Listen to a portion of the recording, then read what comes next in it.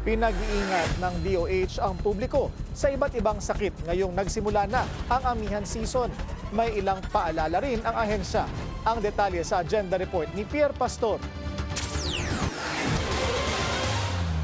Narito na ang hanging amihan o northeast monsoon na magdadala ng malamig at tuyong hangin na mula sa Siberia at China. Dahil sa pagbabagong muli ng panahon at temperatura, dala nito ang paglaganap ng upper respiratory diseases. Ayon sa DOH, maaring tumaas ang kaso ng flu-like illnesses na may mga sintomas na lagnat, ubo, sipon, pulmonya at allergic rhinitis. Kaya payo sa publiko na magpalakas ng resistensya at ugaliing maghugas ng kamay para hindi magkalat ng sakit. Bukod sa upper respiratory problems, magdadala din ang amihan ng panunuyo ng balat, mata at ilong.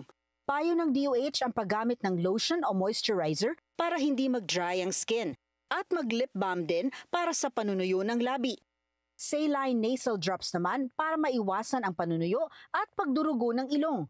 Gumamit din ng artificial tears para hindi makaranas ng dry eyes.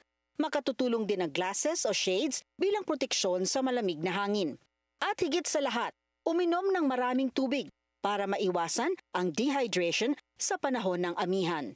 Para sa agenda, Pierre Pastor, Billionaire News Channel.